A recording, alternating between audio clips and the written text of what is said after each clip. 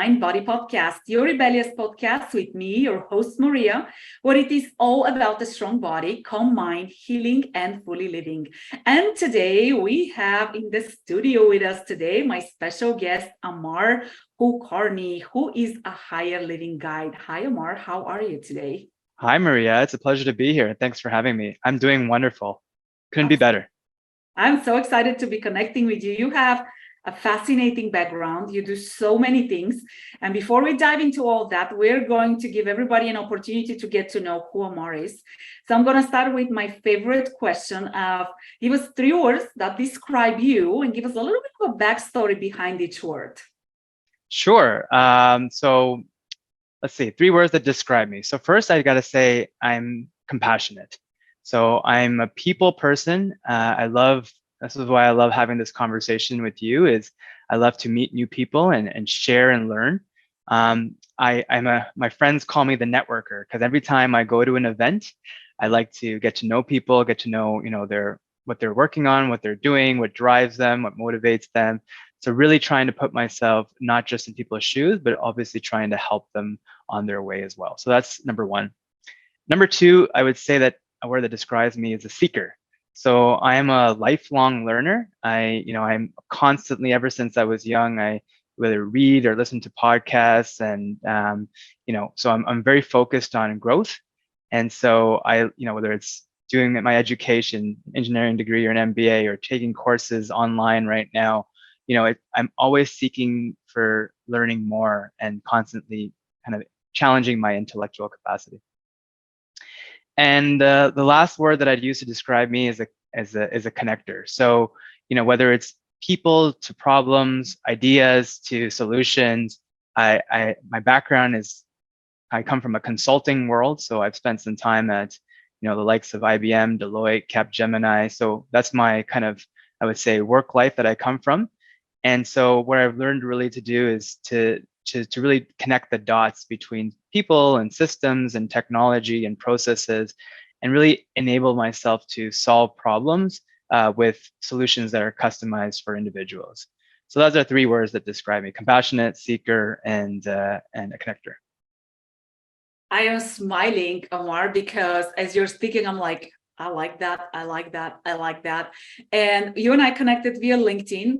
And I will tell you that when I actually look at people's profiles before I connect with people, and the energy has to LinkedIn, to sync in with mine. And as you're speaking now, I'm like, yep, I can relate to what you said. I love to get to know people. And like, if you have listened to any of the other podcast episodes, I always say, I want to get to know your darkest secrets. I don't want to just get to know your title and, your company's names. I really want to get to know who you are as a human being. And I love those authentic relationships. I thrive on that. And I'm also a seeker. I love growing and learning and reading. And in my past life, you talked about solutions and peoples and systems. That's exactly what I used to do. I used to be the interpreter between the business and IT and translate those requirements into systems. So as I'm listening, I'm like, dang, like this is so good. You and I share a very similar background. And one thing that I'd love to add to that element is that authentic getting to know people in the dark spaces is so tremendously important, right? Because, I read something or listened to someone the other day, and most people, when they ask, tell me something about you, or who are you? The first thing that typically comes up is, oh, I'm an engineer, or I'm a coach, or I'm this, I'm that. And it's usually framed by a job or a career or a role. But, but what's more important when you get to know someone is really what's really inside of them, what drives them, and not just the title and what they do. It's not, I'm not asking someone, what is it that you do? It's who are you, right? What drives you? So it's a very interesting conversation. Yeah, see, I'm already like feeling the vibes. Like this is why you're on the Rebellious podcast, because you talk about authenticity and you talk about higher living. So like let's just dive right in. So higher living, I can totally relate to that. And maybe we have some people who are listening who are like, what on earth is higher living? So help us out, Amar. What to you does higher living mean? And this is something that I feel can mean something different to different people, right? Higher living could be something different for you and different for me. In my opinion, the way that I'm framing the higher living, it's called a movement, is really enabling people to live their best self, live their best version of themselves. I'm an example of living a life of mediocrity, right? Of just the hamster wheel, kind of going to work 9 to 5, doing what's right or what's coming my way. But I think that and I know because I'm starting to live this way, there's so much more. There's such an ability for us to tap into our potentials, and you've done it. You're in a great example of it, Maria. It is really finding what drives us, their meaning, purpose, the fulfillment, and really striving towards that, right? And so higher living is just having an integrated approach. And I mean integrated because in my experience, you can't just improve one area of life, like your relationships or your physical side or your mental side. You have to have an integrated approach to living a better life, a more purposeful life. And so that's where the higher living comes in. It's really about leveling up all the different areas of your life that are most important to you and having an integrated, holistic approach to living your best life. And I like how you talk about integration, Amar, because when I started my studio, when I went from finance to Pilates, I started my studio as a fitness studio. The purpose was, come here, get your workout. And then as I started observing my clients' workouts and as I started observing how their daily living was impacting how they move, I started asking questions like, what happened? And I started seeing the correlation of exactly what you said, right? How different aspects of our life come into how we feel and how we experience life. And I started getting, I guess I got into this a little bit cocky, like, oh, I know about the body. Oh, I've been a trainer for a long time. And now I'm like, oh my gosh, there is so much I don't know, going back to seeker, right? Because I looked at fitness at one time as the way fitness is the standard view of fitness. You go, you do a hardcore workout. How long? What's your heart rate? Did you hit that? How many calories did you burn? That was me. And now I look at movement as something so much, having something that has such a wide impact on our life, right? That it's related to mindset. It's related to that mind-body connection. It's really related to us being the best version of ourselves or a better version of ourselves. 100%. Yeah. That's not something that anybody ever talked to me about. And it's amazing how that has changed my life, right? It's lovely the way that you describe that, because even movement or exercise in that, let's call it, domain that you're focused in on, there's the science of it. There's the method of doing the hard work and workouts, the resistance training, the cardio, the HIIT trainings, the muscle movement, all that, and which is something that I'm very passionate about, by the way, too. And then there's the whole mental aspect of that, right? Because for me, nutrition is such a huge important. Sleep is so important to that. Mindset is so important to it. And the results that you get from a physical exercise perspective are only one of the ingredients that will allow you to live a more healthy and longer life.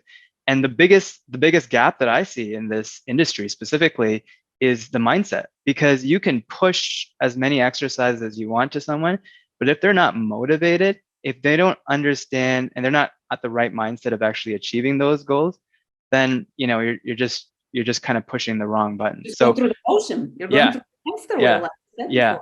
Yeah, and exactly. And so whether it's physical, exercise, whether it's a different domain, I think it's really about timing and making sure the person is ready for that progress and those goals, and really helping them enable themselves to take the right and appropriate steps. No one's looking to become an Olympic athlete tomorrow. It's setting the right goals and frameworks to allow you to be successful. Yeah.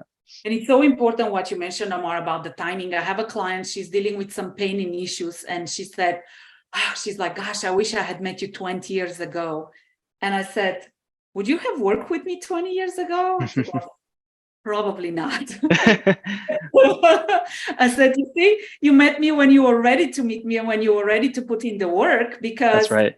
The type of work that I do is not like come in and let's do 3 reps of this and 2 reps of this. And yes, to the point of intention that you brought up, I call it intentional Yes. movement. Yeah. You will be surprised. People who are athletes and you ask them to do something that requires them to focus or to isolate a body part or a muscle. And I kid you not, this is like not a joke and not an exaggeration. They look at me and blink and go, I don't know how to do that. Hmm. And you almost see like that sense of panic taking over of like, oh my gosh, like I'm supposed to extend my leg or whatever it is. Yeah. And I'm so disconnected from my body. Yes. And to take somebody from that place of I have to push, I have to lift, I have to, make this many reps in this much time to, I'm just going to take my time, make sure I isolate the right muscles and I get stronger. It's amazing how it starts shifting the people's mindset. And what I do is I take that and I start applying that to life. Mm. So let's take life. Like, how much do you push in life versus flow in life? And in the beginning, people were like, what? Like, what does that mean, right? But Yes. slowly start showing them the possibilities. And once they start experiencing that difference of higher living, like I always say, there's no going back. 100%. I think once you have that feeling of drive, the motivation, like you mentioned, the flow of doing something in that moment, there's no other meaning, right? And that's what I'm striving for personally is to maximize my intervals of flow, maximize my feelings of joy and happiness and peace. And that's really the end game, right? One thing that you didn't make me think about is your intentional on the intentional side is something that I've been really working around is self-awareness. And so something it's funny because actually tomorrow I'm headed to a silent meditation retreat. And one of the things that I think for myself that I want to improve on and I want to bring this back into my, helping others is really the ability to see the little things, the mindfulness, seeing the little things in every activity that we do. And this meditation that I'm going through is through the art of living. So they have an integrated breathing component to it. So it's yoga, meditation, breathing. And I think that's the trifecta, right? Because for me, that kind of helps. It's amazing platform for all different areas of life. So in the exercise domain, for example, I see some. I laugh because sometimes people at the gym are like pushing so hard.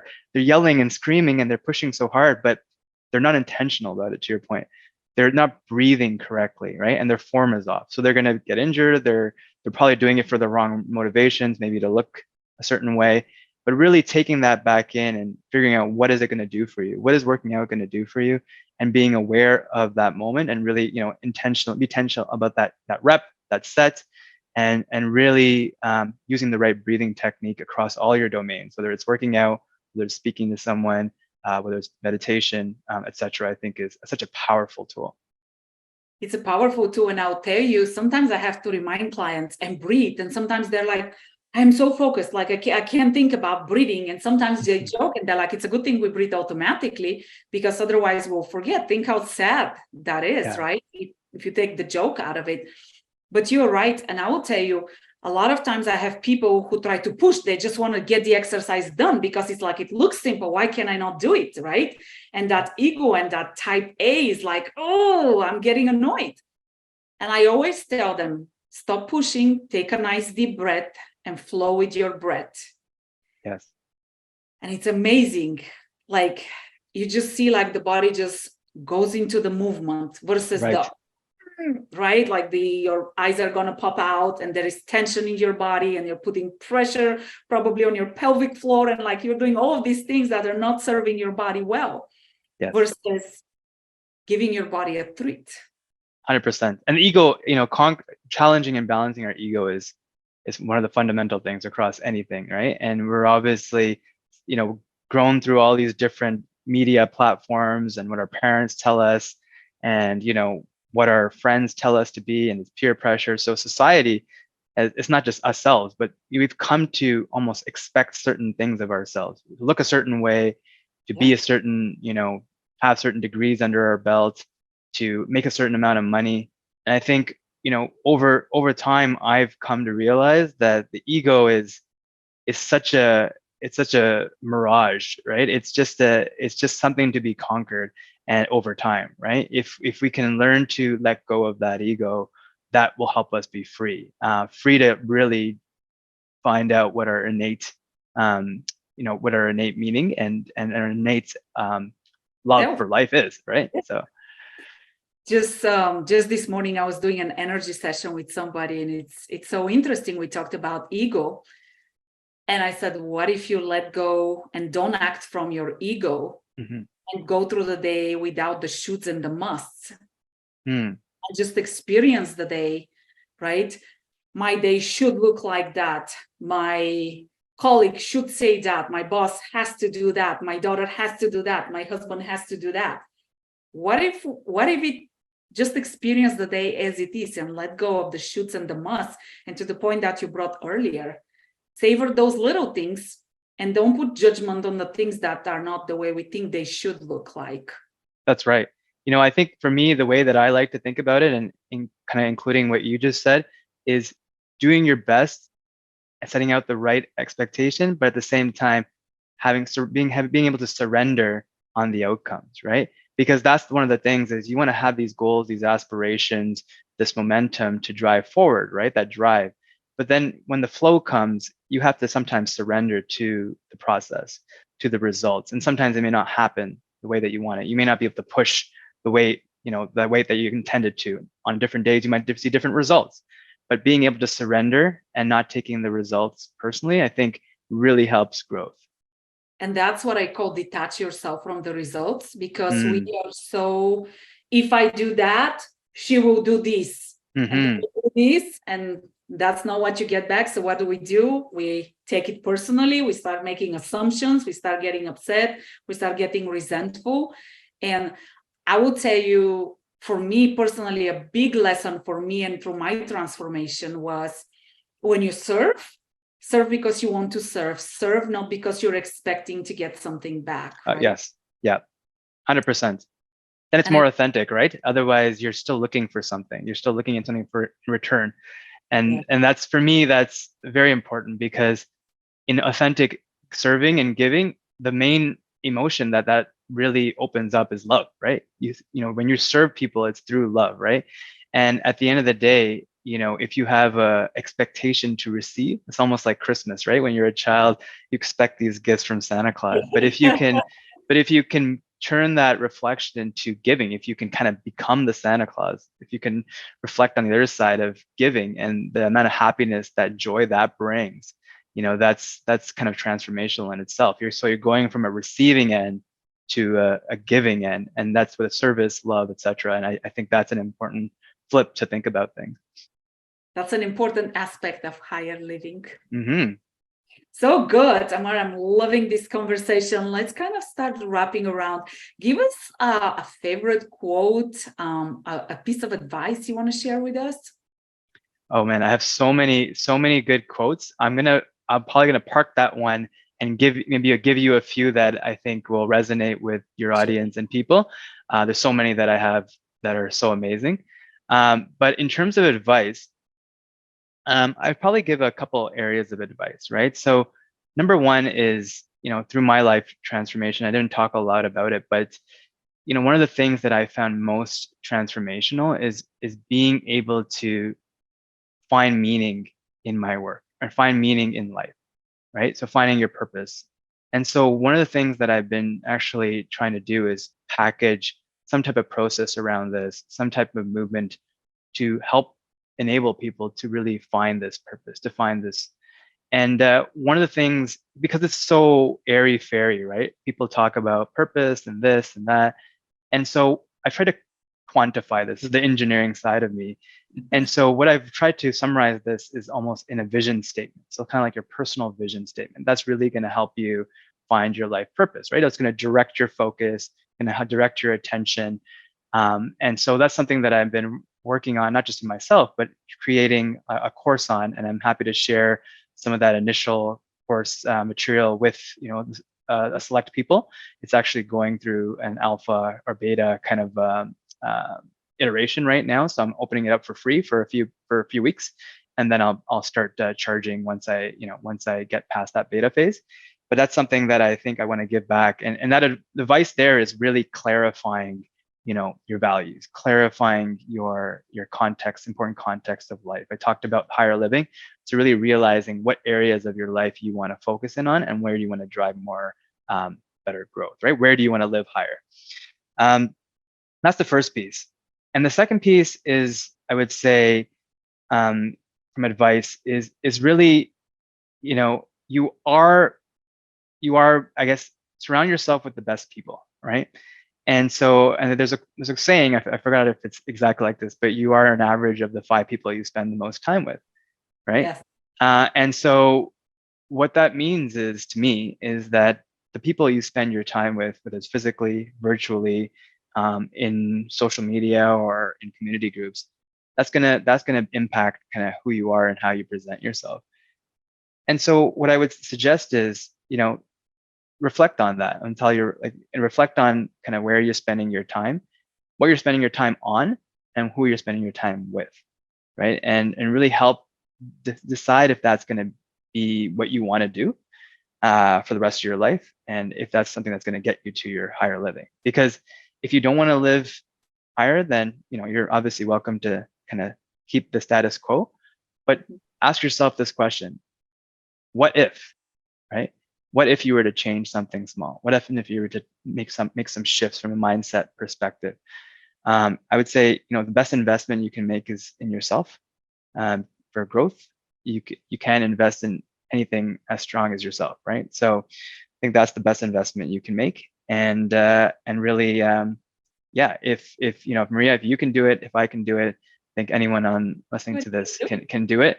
It's not easy. It's not an easy road to find kind of is what you love and what you're doing. But if people have done it before, you won't be the first one carving that path. So, talk to people, build your network, make friends, have mentors, and go for it. Yeah, I'm a huge supporter of surround yourself people. I always say surround yourself people who are a couple of steps ahead of you, right? Because those people understand, they can relate to your journey, they can teach you, they can mentor you, they can cheer you. And it's a very different energy than people who constantly tell you, you cannot be done, you're crazy, why are you doing this, and kind of pulling you back into the box, versus people who say, go get out there, I I tell clients sometimes, I'm like, do you need the kick? I'm like, I can do that really well. Yeah, sometimes people need a push, but the main thing is they need to be open and willing to do the work, right? Yeah, you have to be open-minded. I definitely think seeker is a great word for it. You have to want it. I think if you're not seeking something out there, it can get scary, right? And it's a process. Like you take one step, it's scary, oh, let's go back. The more you take the steps, the more you learn to move with the fear or despite the fear, and with it, and embrace that journey of growth and self-discovery and awareness. You brought it up. I think awareness is the first step to us growing.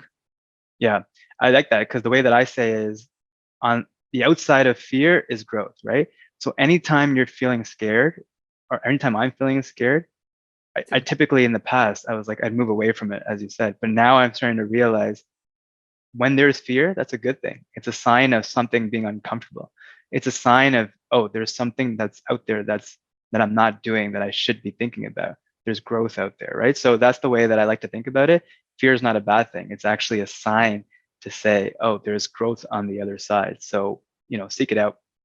Go for it. Say yes to fear and go with it. I say, and I heard that somewhere. I should remember where I heard it, but I don't know. Like buckle fear, I say it in the passenger seat and go with it. Right, exactly. All right, Amar, what is your definition of rebellious? For me, rebellious, and again, it may mean different things to different people, but I think it's really about going against the grain, right? It's being, I think there's 3 words that I think about when I think about rebellious. It's number 1, being curious, right? Curious about what can be different, what's the unknown, thinking outside the box of what our universe, what our society, what social media provides us, thinking differently about things. What else does it mean to me? It's also about being courageous, right? Mm-hmm. We talked a little bit about, rebellious, about people being self-aware and taking this risk and conquering fear.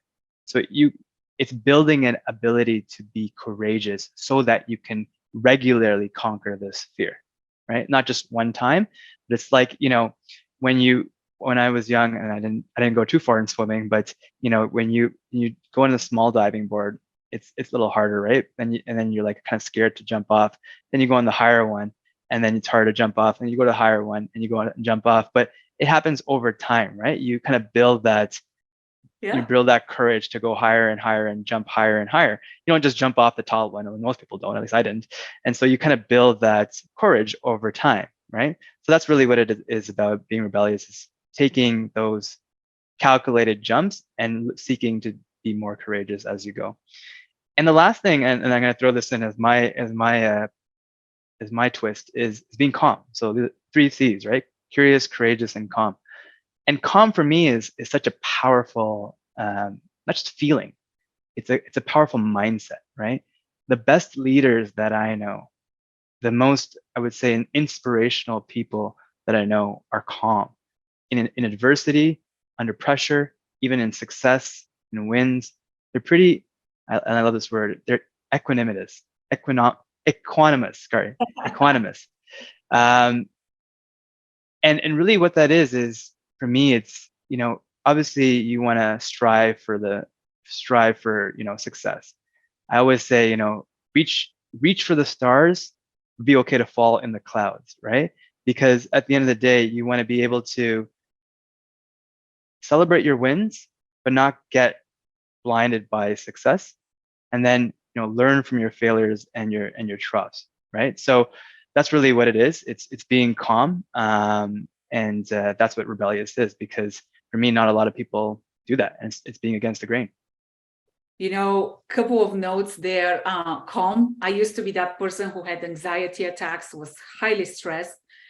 And it's amazing. Like sometimes I am amazed at myself when something happens and I'm like, wow, like the old me would have lost her mind. And now my perspective is so different. And and I distinguish that as reactiveness versus responsiveness to life. Mm. And I'm going to finish with I think, funny story. Speaking of the board, how high the board is. We went to the swimming. One time we went with my daughter to the swimming pool, and there was the low board and the high board. Well, I have fear of heights. And I said, I'm just going to go for the high one. And, the high one does not look that high when you're on the bottom. But when you climb up and you go in the edge and you're looking down, it is high. And I did not know this, but my husband actually recorded me. And, there was a line behind me. And you can see how I come up, and the board is narrow. So you can see how like my steps slow down as I'm going to the edge. And you can totally see, I don't know, to me, it felt like 5 minutes of hesitation of, do I jump or do I go back? And I look down and I can feel my heart, like I can start feeling my legs shaking. And I was like, I'm going back. And then it was this battle happening inside my head that just kept going, jump, go back, jump, go back, right? Yeah. And I think that's the exact same thing that happens in life. That's and right. I just told myself, take a deep breath, walk to the edge and freaking jump. But my husband has the whole thing caught on camera. It is kind of funny to watch. But I think that is such a great analogy for how we are in life. And sometimes, honestly, it's just easier to just jump than stay on that edge and go, do I jump? Do I not jump? Do I jump? Do I not jump? And there is such exhilaration and so much life once you jump and go after it outside the comfort zone. You're totally right. And I know you asked me for a quote before, so I found one of my favorite quotes, and I think it kind of frames this up perfectly. And it's from Viktor Frankl in Man's Search for Meaning. And his quote is, I'll read it, is, between stimulus and response, there is a space. In that space is our power to choose our response. In our response lies our growth and our freedom, right? And so what I think, why I think this quote is perfect for this conversation and this ending, is that it summarizes that analogy, right? Is that we can choose how we respond regardless of the stimulus, whether it's the most scariest situation, being on the highest board, or whether it's deciding what we want to do in life, whether it's deciding which relationships to pursue, and deciding even the little things of, how we react or how we talk to someone or how we, are aware in that moment. So for me, that's such a powerful quote and such a powerful mindset of being able to know that we have the freedom to choose how we respond to circumstances. Yeah, that is a beautiful way to end, Amar. I have thoroughly enjoyed this. I am sure our listeners have too. Tell people where they can find you, social media, websites, where can people discover you, ask you questions, reach out, connect? Sure. Yeah. So I'm very active on LinkedIn. That's probably my primary platform. I do have some presences across other platforms, just Twitter and Instagram. But I'd say if you want to get a hold of me, if you want to reach out, send me a direct message on LinkedIn. Don't be shy.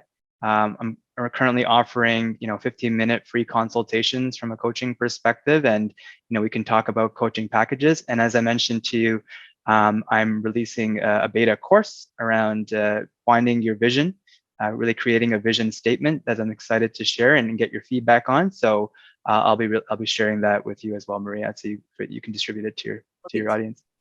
Awesome. Well, Rebels, if you have any questions, feel free to share those. Amar, I am grateful to you for showing up here. Thank you for your time and sharing your insight. And Rebels, thank you for listening in. We'll see you next time. Make sure to stay rebellious. Talk to you soon later. Bye. Bye. Can't get enough of those rebellious conversations? Do make sure you subscribe, like, and share with your friends.